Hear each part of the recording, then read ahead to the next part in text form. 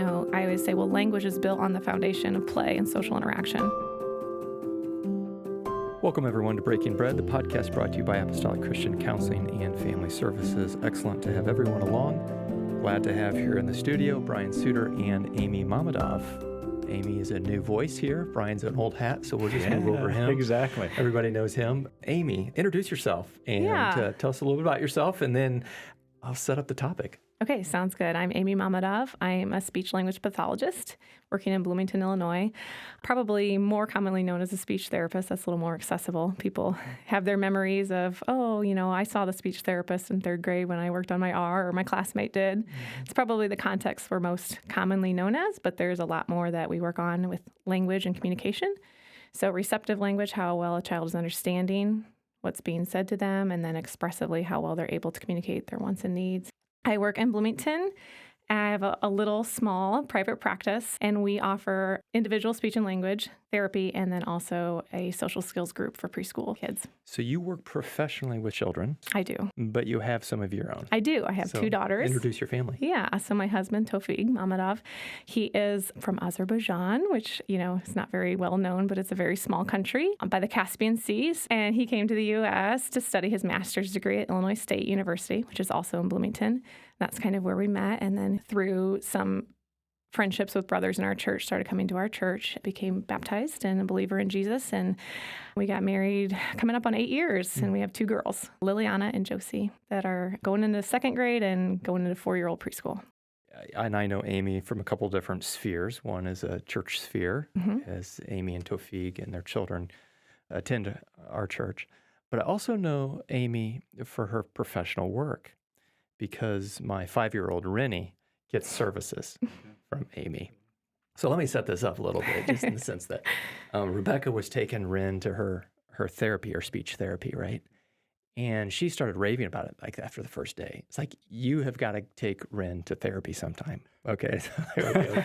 Well, one day I did carve out some time, and I went, and Amy, just to see you interact with Ren really taught me a lot, okay, about interacting with children, but also even at a higher level about how to view children, and how there was very clearly, Amy, you possessed a deep respect and regard for the child. Okay, so let me set up a few things and qualify a few things today. One, what I mean by a child. Okay, when we talk about children here, like I've got a 20-year-old child, and that's not who I'm talking about right now. So I'm gonna say like 2 years to 9 or 10 years. Yeah, that's okay? about right. Is that about who you work with? And I think that's a sweet age. That's the human being we're talking about. Okay. Brian, can you relate? Yeah, I can connect. 2 to 9. What are your children at right now? So I've got, my kids are 12 to 8. So we've some of them have moved through that, and some of them are kind of in the middle or towards the end. So and then just thinks of just nieces and nephews and different ones that fall in that category. Yeah. And it's a sweet age. So here's my thesis. Ready for the thesis? Here's my thesis. We all need children in our life. Mm-hmm. In that age band. Okay. Now, some of us have our own children, but it doesn't have to be our own children, right? We have nieces and nephews, and we're fortunate to be a part of a church that puts us in proximity of these children. Have you had my experience, though, that when you go to a nursing home, whether it be like at Christmas or whatnot, the children win the show? Of course. You see what I'm saying? Between the ages of 3 and 9, they could care less, really, about the older folks, the adults. Mm-hmm. And so here's been my growing aha as a father with a tag-along, is I am coming to see that Rennie actually blesses me as much or more than I can bless her. And that's a different posture I've had with any of my other children, to my shame. Mm. I have assumed myself the one to impart and for them to benefit from me. And rather, I'm now finding that I have a ton to benefit from her. Mm. Does that make sense? Mm-hmm. And Amy, as I watched you interact with children, I get a sense that's a little bit kind of like no duh for you. A little bit. So I'd love to pontificate a little bit in this podcast about children, how they're viewed in the eyes of God. How can we have a better view of children? What do children teach us as adults, and why is it important for adults to have children in their life? Does that make sense? Oh, yeah, it makes a lot of sense. That's great. That's a great topic to think about, to slow down and just, consider what can we learn there. And Amy, what I observed you do with Ren is play with her. Mm-hmm. A lot of what you do is play. Yes. And in fact, most of what I do is play. Yeah, so she's got a full-time job that's play. Yeah. Right? I do tell the kids I work with, I'm a very lucky grown-up because I get to play all day long. And they're just kind of, you can see their eyes kind of. What role does play have in a child's life? Well, I mean, learning for one thing. I think it's the basis of all learning for kids in a lot of ways. We talk about, we're not really going to go into the language component, but when I tell parents, especially of a young toddler who isn't really doing much talking at all, I always say, well, language is built on the foundation of play and social interaction. We learn by experimenting with our environment, observing our environment, whether that's for an infant, mouthing it with our mouths or banging it together. And then eventually now all of a sudden we're building Lego towers and doing more advanced things. And then also watching mom sweep the floor and watching dad go to work and playing with other friends. And all that social interaction is how we learn about our world. So for kids who maybe aren't speaking in the way that we expect them to, then I sometimes have to go back and teach those skills first. And so especially with my work in that youngest age group, a lot of what I'm doing is teaching play so that they have that access to have new experiences and learn new skills. Yeah. Brian, I would imagine as you work with people, you've got your own children, but also work with people, the importance of play and the importance, did you say experimentation or this ability to, and I think I've heard you speak to that, the importance of kids to maybe put themselves out there and to take a risk and those types of things. What do you see in terms of the climate of play among young people, and what can we learn? Yeah, that's a great question. I think it's one of those places where, depending even on you as the adult, what your experience has been like and how you view the world or how you view relationships can really shift what you think about play. And if you see this as, hey, we got to keep going. I mean, I think even just in our cultural situation, sometimes we're so nervous about making sure everything's safe that we can restrict play, or play has kind of moved away from doing it with other people into online settings. Yeah. And then the impact, I'm sure I'd be curious on your thoughts there. I mean, what you've seen or if you've noticed that. But you can see how if you're not actually doing the things with your hands in a social relationship, how that's really going to limit what play looks like and how that growth, might go. What is your perspective on play in 2024 with all of our devices? I would say that there are times where I'll go into a home or, kids come to me in my office. Usually the youngest kids, I'm in the home with them. And, parents will say, well, look at all those toys that they have. They just don't play. They're not interested. And I usually take that as cues they don't know how to play. And so we need to get down on the floor and kind of show them how to enjoy toys or even, people, or even have one coworker that I work with who's really good about, she goes into homes with a lot of low socioeconomic where toys aren't readily available, but okay, let's roll a can of corn back and forth. Yeah. There's social interaction. Mom didn't have to go out and buy anything fancy. Let's stack the cans. Let's roll them back and forth.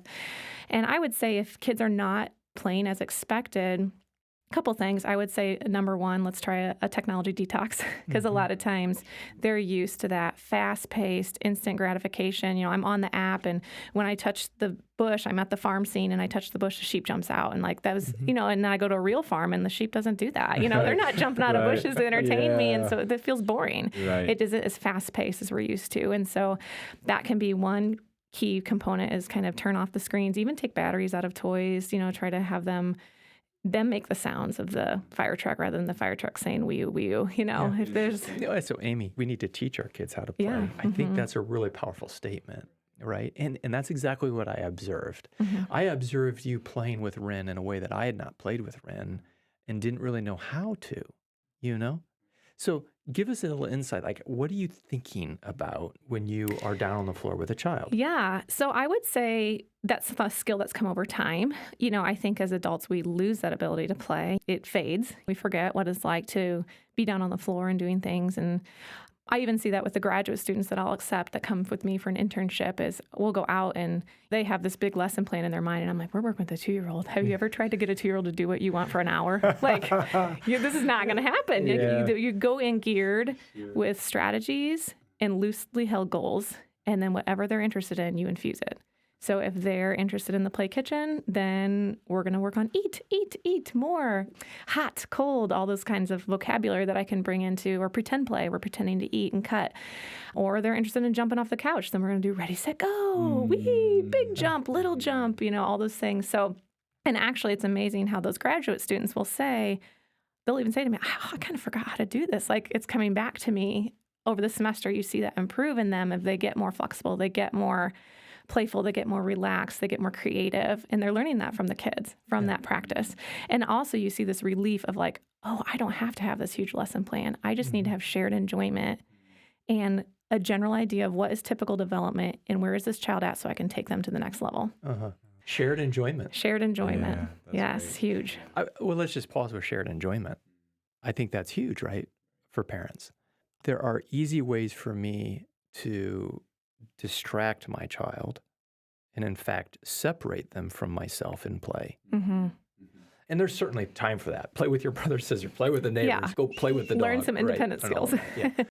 But shared enjoyment is a really powerful concept, right? Well, even if you think of God creating us as relational beings and that we're going to feed off of each other and you want like reciprocal interaction where they can see, oh, I have an impact on them, and then you can have an impact. And all of a sudden, when their face lights up, your face lights up, and how that can fuel like, oh, okay, and excitement, and then they go into the next thing. And if we can do that as adults, we've got so many pressures or expectations that we kind of keep everything pretty subdued. But kids, if we can kind of get into that space with them and have fun with them and let them light up and let them impact us, how fun that is. And we're really bringing to life, a lot of what's going on inside of them. And then they're, free to develop their creativity and explore and all of these things that open up the world to them. And how And fun. so many teachable moments come through that. I mean, even just recently, I was thinking on the way over here, I was playing a board game with my oldest, the game of life, if you remember that. You spin the wheel and you drive your little van around, and it's the 90s version. So it's, the old school station wagon type looking van. And, she landed on a square and it was, baby girl. And she was like, oh, I wanted a baby boy. And I almost thought, the rules are you get a baby girl. And I'm like, the point here is that shared enjoyment, if that's the goal of this game. I mean, and you can go into games with a goal in mind, like maybe you need to learn to lose graciously, Right, sure. Those kinds Different of things. skills. And I was like, this was just for shared enjoyment. So pick out a baby boy. It doesn't change the game. Now, be flexible on rules where you're consistently winning and we're getting into cheating, then I'm going to address it. But for this sense, it was like, okay, pick that. And then I could say, isn't it so exciting to be a mom? I'm so glad that you see that as a positive thing. I could get into that conversation. I love being a mom to you too. Aren't you excited that you got to pick out your little baby boy peg and put it in your van? So, And one of the things that makes me think of for me is just like, I encourage parents every once in a while to just let your child lead.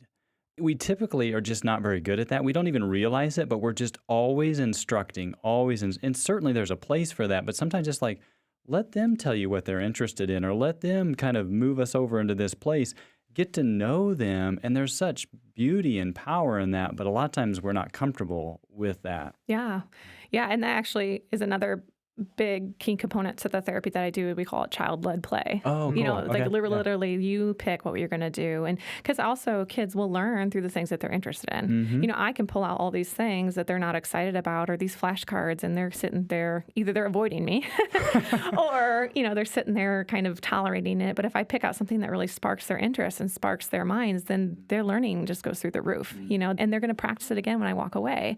That's why I always tell parents, I like to practice with the toys that you have in your home, because if I'm the Mary Poppins that comes in with all these fun things that then disappear, sometimes the practice goes with it too. But, you're equipped in your home to do very simple things that can teach a lot. Is there research on the connection moms and dads are having with their child? I would imagine there's health in the relationship. I know there is a significant amount of research on shared book reading, pulling a child into your lap and sharing a story. There's a lot of hormones that are being released that are bonding hormones. And so sometimes that's a goal. You have a parent who really wants to do book sharing because that was an important part of their childhood, or they just want that bonding time and the child's not necessarily interested. And once again, I'm always like, they don't know how. This is not exciting yet, so I'm going to have to teach that. And so sometimes the book becomes, I'm like, how can I make this attractive? So instead of a book, it becomes a ramp for a car.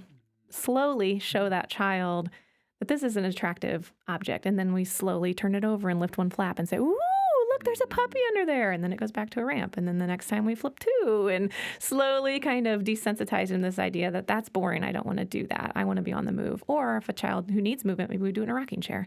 How can we adapt this to meet this child's particular needs for movement or for attention span? Or maybe we only talk about one picture on the page and then we turn. Or maybe they just enjoy turning the pages, but we're just having a positive experience that can slowly be extended into more mature skills. Same thing with puzzles. I love puzzles because I feel like that's a great way for you to teach an inner monologue to a child. Like, how do we talk to ourselves in our mind? So the puzzle, I'm narrating what a child's doing. I'm like, oh, it doesn't fit. Try again. Keep turning. Oh, this is tricky. Maybe over here, look, it matches. And, you start to think, this is how I talk to myself. Like, am I saying, I can keep doing this, keep trying. I can do all things through Christ. Am I feeding that to myself as I try things? Or do I have this negative, like, this isn't working, I'm going to quit? And I think you can teach that inner monologue to a child. How do you talk to yourself to solve through problems, through puzzles, and just narrating what they're doing while they're doing it, kind of giving what you think might be going on in their head, and you're verbalizing it so that you're hearing it, and they start to pick that up. In puzzles, it can be a hard skill, so maybe you do a little backwards chaining. So maybe it's a 9-piece puzzle. You do all 8, they just do 1. The next time they do 2. Next time they do 3. You slowly, break it down to a level they can be successful, and then slowly challenge them. And it seems like, too, as they go, if they start to develop that skill of just knowing their inner dialogue, then later when they're doing and they've got different army people or dolls and things like that, you're like, what is this one thinking? And then you start to see them be able to think about other people's minds and what they might be thinking. And then they start to play out the things that are going on in their world sometimes. And it gives you a lot of insight. And they're starting to build all of these skills. Whereas if they're just sitting behind a screen, like the creativity and like developing all that sort of stuff doesn't happen. And if we can see it through that lens, I mean, it just gives a lot of opportunity. And even just like, how do we meet them and join them in the things and invite them to join us in our things can just be really mutually beneficial. Am I right that there's research out there about the depravity of play among children? Yeah, I would say the screens in electronic play, it's pre-programmed play is what it is. So kids are playing in order to complete the program that's already been picked for them. How do I beat this boss? How do I, even like a lot of toys that aren't necessarily like video game type toys, but, I have a lot of, need batteries. Anything that kind of needs that has pre-programmed play. And it's the adult. Like you said, we're not child-led anymore. It's like the adult has set it up and can the kid figure out what they're supposed to figure out rather than here's kind of this blank slate. And we've all seen that where you get your kid a toy for Christmas and they play with the box. Right. And like that blank slate and just opens that world for creativity. And so, yeah, I think across the world we are seeing a greater need to recapture that. And I think another thing that's interesting is when you look globally, kind of shifting topics a little bit, but how much play is innate to us and how much God really put that in us. Saw a talk by a professor at a Lincoln Christian University once, and he had grown up as a missionary's kid in some country in Africa, and he brought a toy that he had made when he was a kid, and that became one of his interests was toys that kids create around the world out of objects that they have. And so he had this small collection of, things made, and some of them were pretty rudimentary, tire pieces and, wire and things like that. And then some were more advanced based on what the child had available to him. But it's just interesting how like that need was always there, globally. Yeah, that's kind of just part of who we are, and it kind of can look in different places. But that's one of the things that's really fun, too, when you get kids together, and if they know how to play, and you just give them some space, they're amazing at how good they are at making friends and interacting. And like, what were their name? No idea. Yeah. But I had a ball. Yeah. You know what I mean? We were best friends. Exactly. We were best friends for that, hour. And then you are like the nursing home or different places where they're just able to just come in and just make do. But I think, too, the relational piece of that, when they have had opportunity to interact with somebody relationally, how much that just grows their ability to read, body language and tone and all of those sorts of things. And when they can participate in that world, it just opens so many doors, whereas there's a void of interaction or a void of play, so many things, whether it's creativity or, interacting with another person gets shut down, and then your world gets pretty small, and it's hard to move from there. Amy Mammadov and Brian Sutter on Child Play. Thanks, both of you. And to our listeners, I hope you've been inspired as I have inspired to encourage play among our children, instructed to help teach play where it is not occurring, to share in the enjoyment of play with our children, and then to evaluate child play on whether it is child-led or if it's adult-led.